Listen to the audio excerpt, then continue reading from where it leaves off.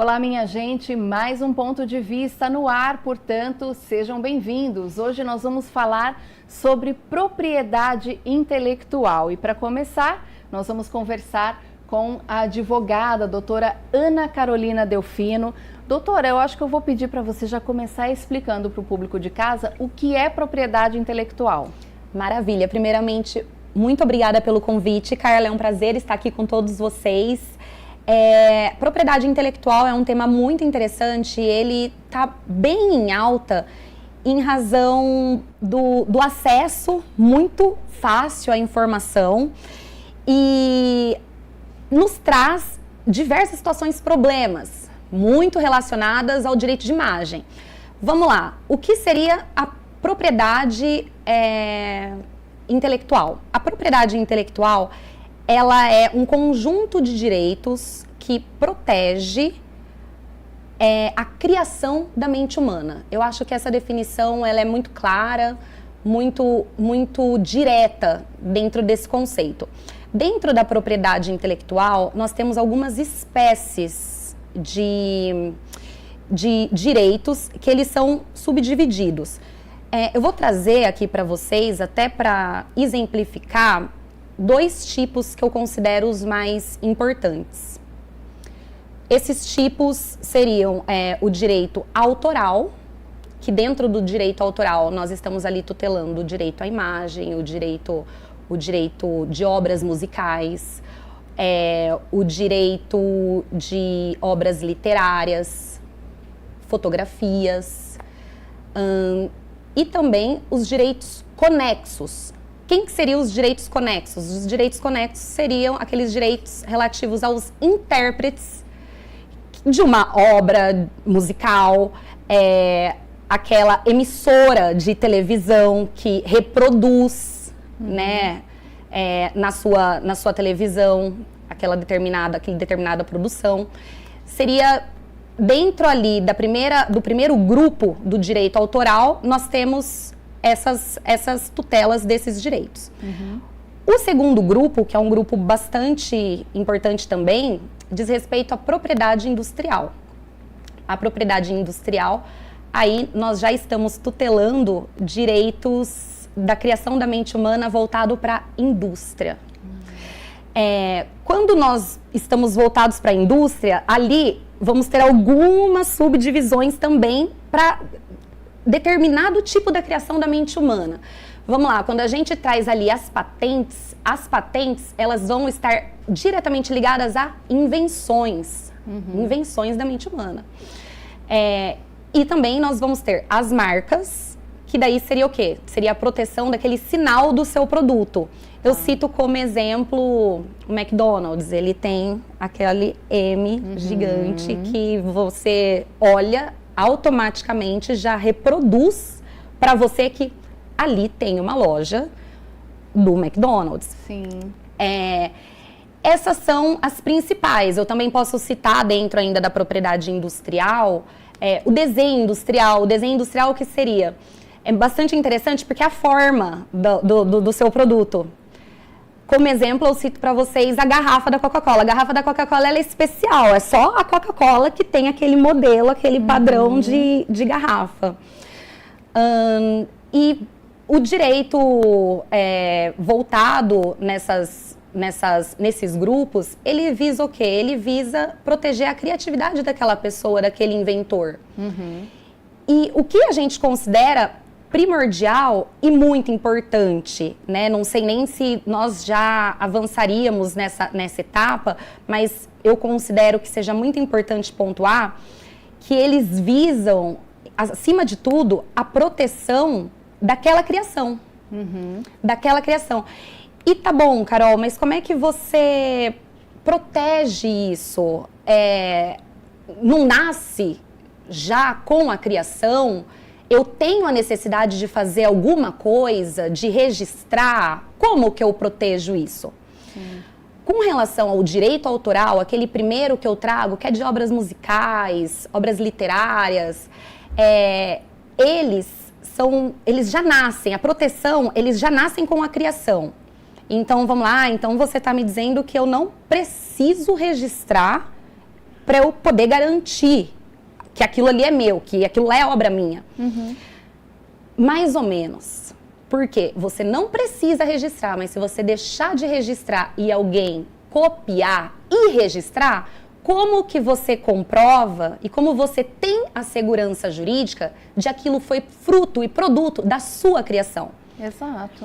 É uma coisa que a gente precisa orientar aquele que criou, aquele que desenvolveu. É necessário que você vá ao órgão responsável. Vou citar um exemplo no caso de uma obra musical. Você registrar no ECAD, o Escritório Central, para você informar que essa criação, que essa obra é sua. Você vai lá, você vai fazer esse registro. Você vai ter essa proteção legal de que, se eventualmente alguém copiar, plagiar, aquilo ali primeiro foi seu. Aquilo ali é teu.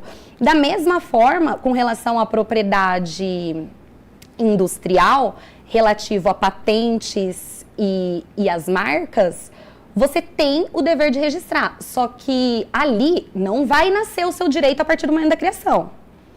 Ali não vai nascer. Ali é importante que você faça o registro dessa sua criação, dessa sua invenção. E com relação a patente e marcas, não seria no ECAD, porque o ECAD é voltado para obras musicais. Sim. Seria um outro órgão, que é o INPI, no caso. Uma dúvida, isso vale também, por exemplo, a gente tem um mercado que tem crescido muito, que é a culinária, né, a gastronomia. Isso vale também para aquele chefe que criou uma receita diferente, ficou famoso por conta dessa receita? Vale? Com certeza vale. Ele está protegendo uma criação. Então, tudo que a gente cria e você tem a intenção de fazer patrimônio com aquilo, porque não basta só criar, você também vai receber, você vai monetizar com a sua criação. Então, nada mais necessário do que você se respaldar e buscar resguardar esses seus direitos. Então, com certeza vale para um chefe de cozinha, vale, por óbvio, né, para compositores, vale para fotógrafos, que faz uma foto, você tá no ambiente, você cria, você tem a oportunidade da sua vida numa imagem que você conseguiu capturar, na sensibilidade daquele olhar daquele profissional, e você faz aquela foto, você fez aquela foto. Imagina a reprodução. Hoje é muito fácil. Sim. Você lança aquilo na internet, prolifera de uma forma absurda. Então, assim, aquele fotógrafo, ele com certeza pode proteger os direitos autorais sobre aquela foto que ele teve a sensibilidade, a oportunidade, a possibilidade de registrar. E aí, assim, essa questão de registro, pensando em imagens, que é algo muito comum no nosso meio.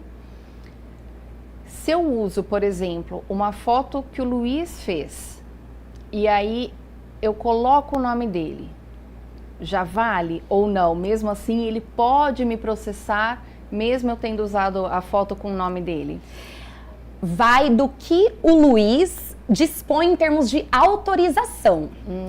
Se, por exemplo, ele lança uma foto e dentro ali daquele lançamento da foto, ele dispõe a nível de contrato, não dou autorização para exposição dessa foto em eventos publicitários relacionados a uma determinada situação. Se você, mesmo fazendo menção, porque é importante também você fazer a referência àquele que produziu, ao titular daquela imagem, mas não está atrelado à situação que ele permitiu, com certeza ele pode ingressar com as medidas judiciais cabíveis contra você para se respaldar. Não era aquilo que ele tinha liberado, não era a forma que ele gostaria que a imagem que ele fez, que ele criou, fosse utilizada. Doutora, agora para a gente entender melhor, existe algum limite entre a inspiração e a cópia? Porque se a gente pensar no meio musical, por exemplo, acontece muito. Alguém escuta uma música e aí sente aquela inspiração e faz uma outra música a partir daquela. E aí, isso fica como cópia, como inspiração? Como é que o jurídico vê isso? Carla, é uma pergunta bem delicada. Bem delicada. O que acontece? A cópia, que nós, nos termos técnicos, né, jurídicos, nós chamamos como plágio, ela precisa acontecer praticamente igual àquela obra original. O praticamente igual, Carol, é você pegar aquilo lá, colocar uma outra melodia, digamos assim, e manter a mesma narrativa da música, a mesma situação da música. Sim, também. Fazendo isso, você não está alterando nada. Porque o que acontece? O plágio, a cópia em si, você não está criando, você de fato está copiando. Enquanto a inspiração, você utiliza como base uma história ou se inspira numa determinada canção, só que ela não tem a mesma, ela não se compara, ela não é igual. Ela faz uma coisa diferente, ela se torna algo diferente. Então, o limite eu posso me inspirar numa melodia, numa letra de música de alguém, desde que a minha música seja construída de uma forma diferente. Traga uma melodia diversa ou traga uma história que está sendo cantada de uma forma diversa. Não é aceitável você se inspirar e simplesmente trocar algumas palavras, encaixar ali, mudar o ritmo e lançar. Isso daí é óbvio que ela não se trata de inspiração, se trata de cópia com poucas alterações e você vai estar se valendo do trabalho, da criação desenvolvida por uma outra pessoa. O que não é legal, no caso é bastante legal e essa prática vai causar, você pode responder civilmente pelos danos causados a esse proprietário dessa obra musical. E com relação à obra musical, é muito interessante porque a música, quando a gente fala música, a música ela compõe diversos fatores, ela compõe letra, ela compõe melodia. Então, é muito fácil a pessoa se valer de uma cópia de uma letra e colocar numa outra melodia. Da mesma forma que é muito fácil. Você troca completamente uma letra e você utiliza-se da mesma melodia. Sim. Né? Nós estamos com uma discussão interessante na mídia e, assim, é provocada pelos críticos e provocada também pelos compositores que foram envolvidos em determinadas situações dessa música que estourou no Ano Novo, Descer pra BC. Sim. Que houve uma comparação com a música Sererê, do grupo Ruge, que a parte do refrão da música Descer pra BC, ela se assemelha, ou no caso é cópia, plágio, dessa letra de música a Sererê. E não há, pelo menos até onde temos conhecimento, não há uma ação judicial em curso. Foram situações colocadas na mídia, até pelo produtor da época do grupo Ruge, ele lançou a questão, a semelhança, mas não se tem notícia de medidas judiciais a esse respeito. Na minha opinião, se tratam de letras completamente distintas. Não percebi também no longo da melodia situação que configurasse cópia. Sim. Vale a gente ressaltar também a questão dos filmes, né? E relembrar o caso do filme As Aventuras de Pi, de 2012. Essa produção é de Ang Lee, baseada no romance de 2001 do escritor canadense Ian Martel. A obra de Martel, porém, é acusada de ser plágio de um livro de Max e os Felinos, do escritor brasileiro Moacir Ciliar. Na época, o escritor canadense disse que se baseou em uma crítica sobre Max e os Felinos, e não no livro em si. No próprio livro tem um agradecimento ao escritor. Então, como é que ficou esse caso? É uma cópia? É uma inspiração? esse caso, ele também é um caso bem interessante, porque o escritor brasileiro, ciente, né, de toda essa situação, ciente da questão da cópia, porque, só para trazer um contexto, As Aventuras de Pi se trata de um jovem que sofreu um naufrágio e ele sobrevive num bote salva-vidas com um tigre de bengala. Enquanto no livro brasileiro, é um jovem que também sofre um naufrágio, também está dentro de um bote, só que ao invés do tigre de bengala, é um jaguar. Nossa, mas é muito semelhante as histórias, é praticamente igual. Pois bem, aqui nós temos a questão da inspiração, que faz referência no próprio livro e em agradecimento para o artista brasileiro. Então, ele sempre confirmou que a criação dele veio de uma outra criação, que no caso é do artista brasileiro. O artista brasileiro, sim, poderia ter feito alguma coisa, poderia ter pedido que, numa ação judicial, seus direitos patrimoniais advindos, porque esse filme foi um grande sucesso, sucesso. Poderia ter ingressado com medida judicial cabível. Contudo, ele optou por não fazer nada. Então, assim, não é um direito que o Estado pode tutelar de ofício, nós falamos, né? Nós usamos esse termo de ofício. Precisa daquela pessoa que se sente lesada entrar com a medida judicial cabível. E no caso, ele não, ao que parece, porque não temos notícia dele não houve nenhum registro ter feito alguma medida judicial, ele simplesmente aceitou, concordou, e foi homenageado e teve seus créditos como inspirador, não como criador da obra, que é muito importante a gente relacionar essa diferença.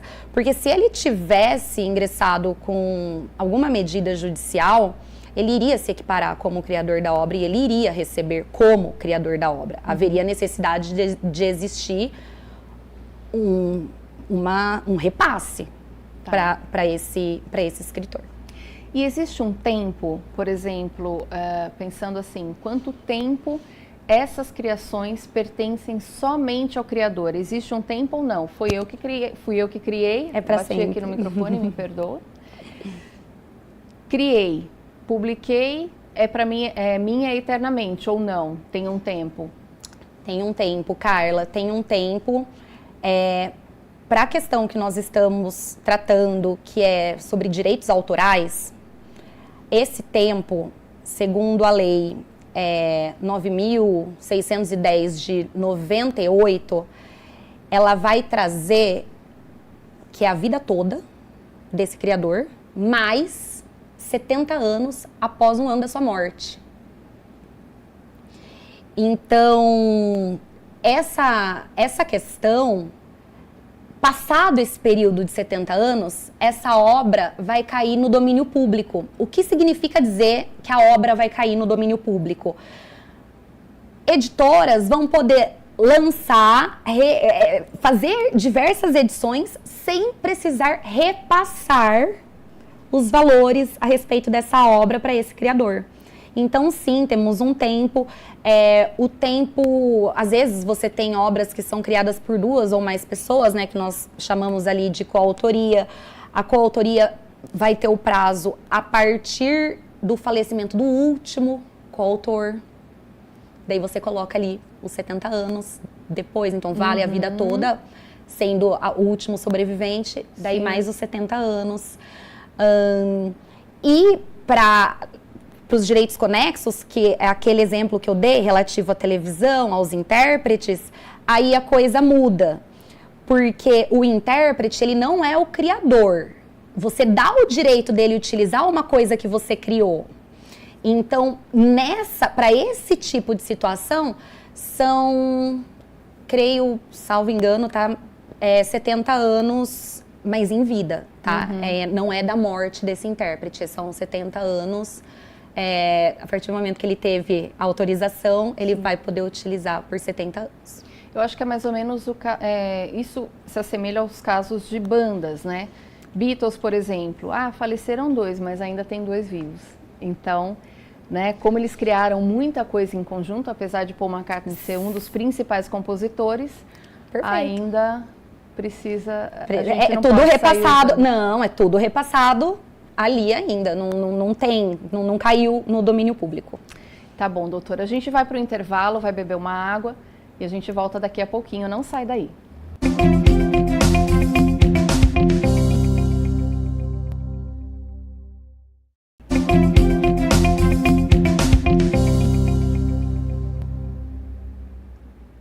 Voltamos agora com mais um ponto de vista, dessa vez falando sobre propriedade intelectual. Quem está comigo é a doutora Carol Delfino. E aí eu já começo perguntando para ela, nesse segundo bloco, sobre inteligência artificial. Como é que tem sido o comportamento dela no mercado ou o comportamento das pessoas que estão utilizando a inteligência artificial, alguns até indevidamente, né? Muito, Carla. É um assunto de extrema importância e muito presente no cotidiano internacional, mundial. Não tem muita escapatória. A tecnologia, ela está cada vez tomando a frente e substituindo muitas situações, nós já sabemos, né, inclusive muitas funções humanas, e temos relacionado a propriedade intelectual muitas questões ilícitas. No caso, podemos trabalhar com essa ilicitude praticada pela inteligência artificial com reproduções ilegais de imagens e voz de pessoas, influencers sociais, pessoas famosas, que não só acarreta um dano direto para essa pessoa que está tendo sua imagem violada, como também pode acarretar um dano direto à sociedade. E por que eu falo desses dois tipos de dano? Hoje em dia está muito frequente golpes na internet. Então, você muitas vezes se depara ali nas suas redes sociais com aquele artista que você é fã, você tem um encantamento, uma idolatria, e esse artista, ele tem uma excelente reputação, você vê ali ele vendendo determinado produto por um determinado valor, você se interessa por aquele produto, você faz o pagamento acreditando que aquele seu ídolo está te vendendo um produto e você quer esse produto, e quando você vê, era um golpe. Por quê? Porque a inteligência artificial, ela não só conseguiu reproduzir a voz igual, ela conseguiu também reproduzir a imagem. Então era como se você estivesse vendo ali aquele seu ídolo fazendo uma propaganda, te vendendo alguma coisa. E quando você vai lá, você só percebe que você caiu numa armadilha, numa fraude, quando você se depara ali com código de pagamento, com comprovante, quando você tenta contato com a suposta empresa e a empresa não te dá um retorno. Então nós estamos com muitas questões realmente envolvendo a inteligência artificial, que precisa de uma atenção muito grande no nosso mercado. Além de influenciadores, pessoas também no ramo político, no ramo econômico, também sofre esse tipo de situação. Imagens onde monta a figura política envolvida numa situação criminosa, montando ali imagens, simulando situações. Pessoa de grande notoriedade econômica, em que está vendendo cursos de investimento. Eu acho essa questão muito importante para comentar com vocês, porque eu venho sendo frequentemente procurada por golpes envolvendo investimento. Caramba! E é muito complicado, porque a pessoa... é muito natural hoje da sociedade, né? A necessidade de você fazer dinheiro, a necessidade de você saber e de ter conhecimento para melhor aplicação do seu dinheiro. Sem dúvida. E com isso, as pessoas vão para a internet, não se asseguram se aquela informação de fato é real, ela existe. E a inteligência artificial, ela se apropria indevidamente de imagens de grandes figuras econômicas, faz com que crie a situação dessas figuras econômicas passando orientações de investimento a ponto da sociedade entrar num grupo de WhatsApp, no caso, achando que está num grupo de grandes investidores, abrir contas e depositar valores que, às vezes, para aquela pessoa, é tudo que ela tinha. Sim. E é muito complicado depois você ter a condição de fazer esse rastreio, de buscar o retorno desse dinheiro. Sim. Então, eu oriento muito, muito, muito. Hoje em dia é necessário se desconfiar de tudo, apurar a legalidade daquele site que você vem buscando informação, apurar se de fato aquela pessoa está dando determinado tipo de curso. E é muito difícil, grandes economistas disparar esse tipo de informação, é muito difícil. Então já desconfiem. Se a informação chegar de uma forma muito rápida, muito simples e fácil, de uma certa forma, já acenda um alerta, porque com certeza, muito provável, é um golpe. Acho que é importante frisar também que sempre vale checar na rede social dessas pessoas. Porque aí a equipe dessa pessoa já está em alerta, já recebeu essa informação de que o perfil foi clonado ou que tem alguém se passando para praticar golpe, e aí conferir se realmente existe essa possibilidade de você estar em contato com, de repente, alguém tão famoso, né? Com fala certeza. Assim, nossa, mas será que ele tem tempo de me responder essa mensagem? Com certeza. Outro lugar bastante interessante, na hora que você se depara com essas figuras, influencers ou artistas, vendendo alguma coisa, pode jogar ali na pesquisa da internet. Às vezes, sites como Reclame Aqui, alguém já sofreu a situação e vai estar reportando exatamente aquela possibilidade que está ali na iminência de acontecer com você. E é muito comum, gente. Infelizmente, hoje é muito comum. Quase toda semana alguém caindo num golpe. E superamos, né? Veja que eu estou trazendo aqui golpes relacionados da inteligência artificial mesmo. Ela recria, ela consegue trazer a pessoa que você tanto admira te vendendo uma coisa que você tem interesse em adquirir. Exato. É bem complicado. E aí a gente tem um caso também, doutora, que acredito que ainda não tenha sido solucionado, né? Acho que está correndo ainda. O caso de um cantor sertanejo, Alex Ronaldo. Ele não copiou uma letra, ele não plagiou uma melodia, mas ele fez algo que até assim, quando eu vi na internet eu achei muito curiosa a comparação. Ele fez mais ou menos o que o pai do Zezé de Camargo e Luciano fez lá atrás, de pagar as fichas. Ficar ligando no orelhão pedindo música nas rádios. Exatamente, só que ele fez de uma forma robotizada, via inteligência artificial. Ele... É muito complicado, né? Porque você pode usar uma tecnologia para o bem e você também pode usar uma tecnologia para tirar vantagem. Porque foi ali. Ele chegou a ter uma música que ele de fato fez, mas ele não estourou. Mas ele teve uma música. Enfim, dentro dos meios legais, ele não conseguiu estourar, ele não conseguiu ganhar dinheiro. E ele desenvolveu robôs que era como se fossem pessoas curtindo, ouvindo, né? Que a plataforma, no caso, foi Spotify. Em tempos, assim, recorde, conseguindo monetizar alto valor durante esse período.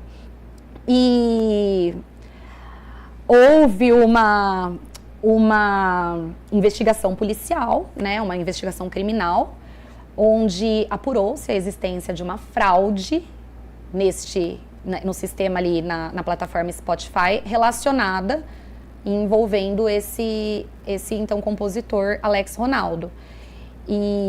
Mas assim, não tem como mensurar o valor que ele arrecadou com essa prática, mas se sabe que ele tem bens valiosos, me parece mais de 3 milhões em patrimônio só relacionado a veículo, enfim.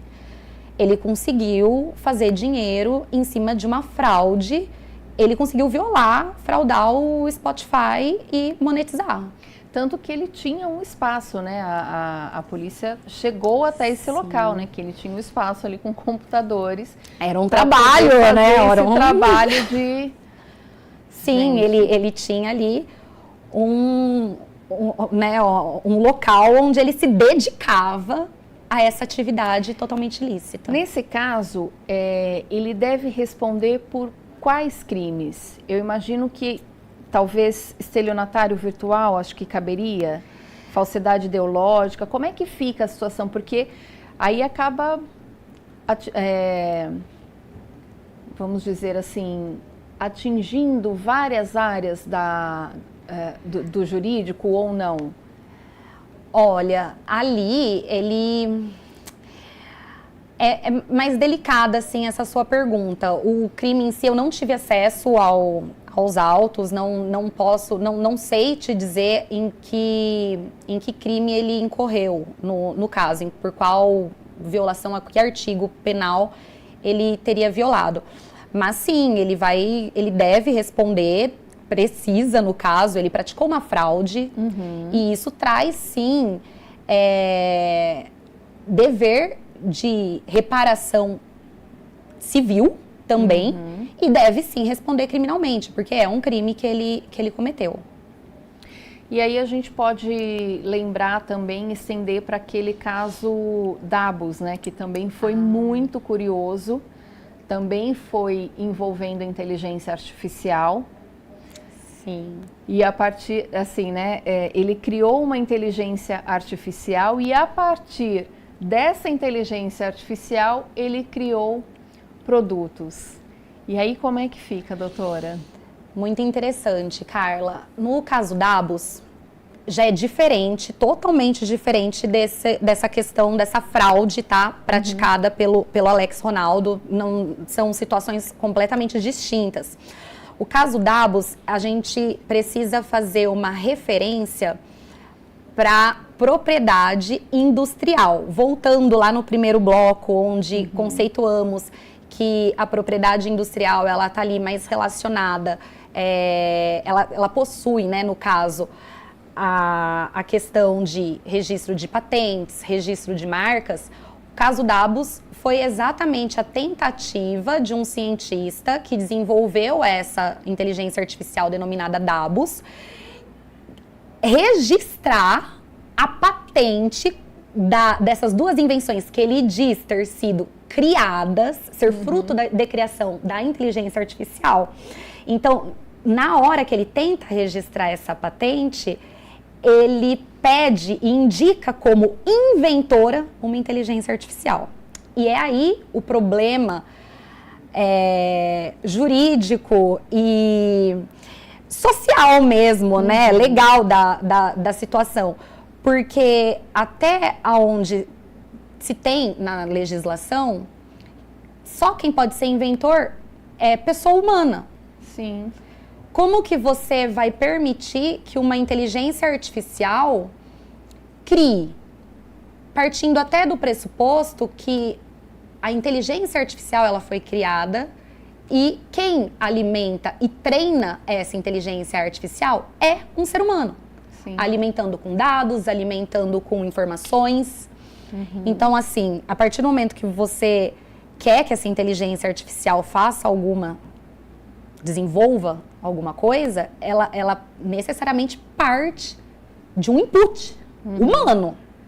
Mas o que ele sustenta é que as duas criações que partiram dessa inteligência artificial, que é um recipiente de processamento de alimentos e uma luz É uma luz, acho que... É uma luz que ela vai se acender quando, em casos de acidente, né, em situações assim, de perigo.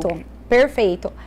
Ele sustenta que não foi fruto de uma criação humana, inclusive que as pessoas que fazem essa alimentação dessa inteligência artificial dele não teria nem capacidade técnica para desenvolver essas duas criações. Exatamente. E a partir disso, o que ele tenta, né? Ele tenta em alguns países o registro dessa patente, considerando como inventora, não ele, e sim a inteligência artificial criada por ele. Ele não conseguiu o registro dessa forma, considerando a inteligência artificial como inventora, só que teve uma situação muito interessante, porque num desses países, no caso a Austrália, quando houve uma negativa administrativa, porque primeiro acontece uma negativa administrativa junto ao órgão, aqui no nosso caso seria o NPI te negando a possibilidade de registro da patente. Lá ele teve essa negativa administrativa, ele procurou o Poder Judiciário. Nesse processo, o juiz entendeu como possível e concedeu a possibilidade. E olha que interessante o porquê.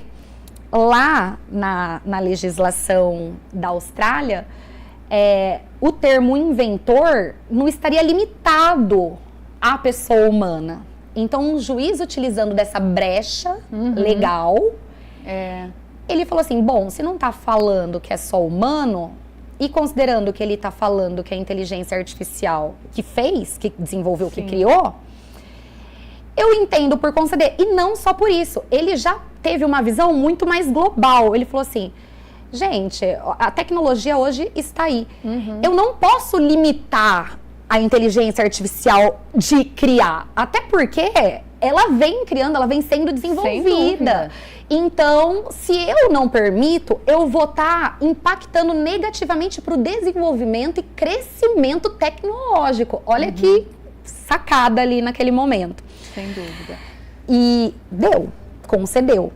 Só que daí na Corte Superior entendeu que se trata de uma criação que deve vir e partir de uma mente humana, e que a inteligência artificial não se trata de uma pessoa humana e por isso que não tem essa possibilidade.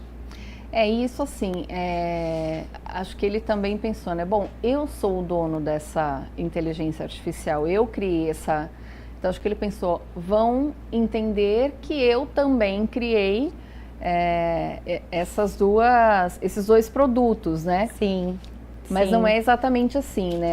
Apesar dessa brecha que tem na lei, que acho que é algo a se pensar, né, doutora? Porque existem muitas brechas nas leis. Muitas brechas. Hoje, nós mesmos, né, aqui, o que a gente vive atualmente, a gente precisa de uma regulamentação, que é o que o projeto de lei 2338/23 vai tentar trazer. E, Carla, eu digo tentar trazer porque são questões muito embrionárias. São questões que nós estamos nos deparando agora. Lógico, a inteligência artificial ela já vem de longos anos, longa data. Mas o reflexo dela na sociedade, a gente vem sofrendo atualmente.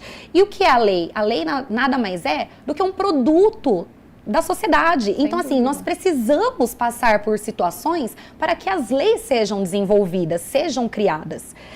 O projeto de lei vem com essa intenção.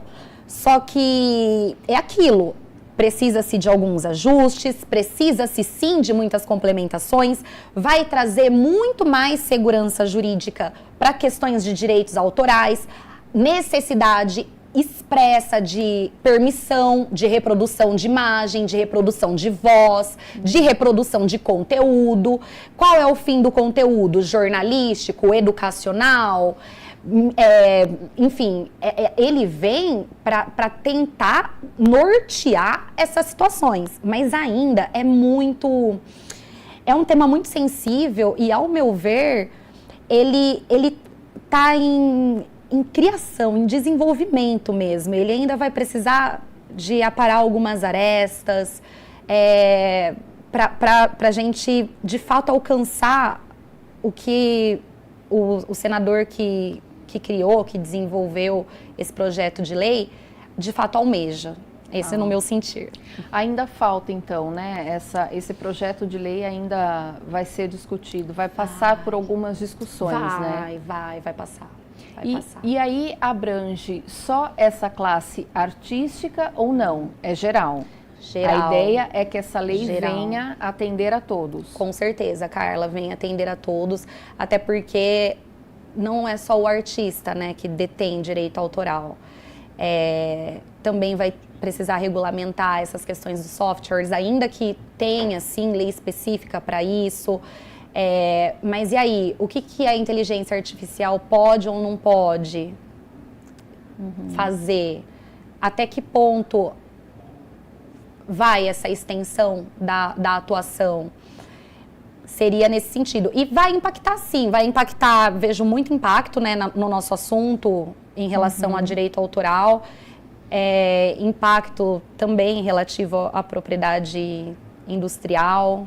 Teremos diversas situações ainda que podem, inclusive, né, como eu já estava colocando, alterar, mudar, cancelar ou reformular aquilo que hoje existe naquele projeto.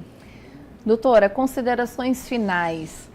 Tudo que a gente cria é melhor garantir e registrar do que correr o risco? Carla, com certeza. Com certeza. Busque o órgão da sua criação, o órgão especial, seja lá uma música, vai lá no ECAD, ou vai lá na Abramos, seja uma obra literária, vai na Biblioteca Nacional, tá desenvolvendo uma marca, quer aquela marca representando o seu produto. Primeira coisa, busca ali no INPI se já tem algum registro, se não tem, se você pode utilizar essa marca. Podendo, faça o devido registro, se resguarde juridicamente, que isso vai te trazer, com certeza, segurança jurídica. Para quem não fez isso, mas precisa, de repente, mover uma ação aí, porque está se sentindo lesado, como é que faz? O ideal é a pessoa levantar, ter provas, é necessário a pessoa buscar todos os elementos que ela conseguir levantar para poder resguardar esse direito e pedir uma indenização, acontece bastante de terem nomes semelhantes de marcas e se é ainda na mesma região, acontece confusão daqueles consumidores. Mas isso daqui não é uma marca de meia, só que isso daqui na verdade é uma marca de, não sei, alimentos, esse tipo de coisa. Se de fato ficar comprovada que está prejudicando, é que nesse caso, desse exemplo, como são produtos distintos, normalmente não se tem muito problema, porque se sabe que temos ali questões que não vai impactar. Mas se são produtos semelhantes, tá ali praticamente no mesmo ramo, pode impactar. Eu tenho uma situação para dar como exemplo de uma empresa loteadora que no estado é bastante reconhecida e fora do estado está tendo o mesmo nome utilizado e também é uma empresa loteadora. E ela está sofrendo, aquela empresa loteadora está sofrendo muitas ações trabalhistas. Inclusive tendo a loteadora do estado recebido até já a intimação para responder processo, sendo que não são pessoas do mesmo grupo, não tem vínculo nenhum, relação alguma, são pessoas jurídicas distintas. E a orientação foi entrar com impedimento, uma ação para impedir o uso da marca. Mas aí, para você impedir o uso da marca, você tem que demonstrar que a sua foi registrada primeiro. Claro. Como é que faz, entendeu? Então, é sempre necessário nós estarmos atentos a essas questões e, lógico, antes de ingressar com qualquer medida, levantar todas as informações necessárias, verificar se, de fato, o seu direito ali é um direito sustentável, você detém, de fato, aquele direito e judicializar buscando as medidas que se encaixam ali. Doutora, muito obrigada pela sua participação. Muito importante a gente trazer informações nesse sentido para o público. Eu que agradeço, Carla, pelo convite. Foi um prazer estar com vocês. Muito obrigada. Eu que agradeço. Bom, a gente encerra por aqui mais um ponto de vista, hoje falando sobre propriedade intelectual, e você fica agora com a nossa programação da TV Câmara. Tchau!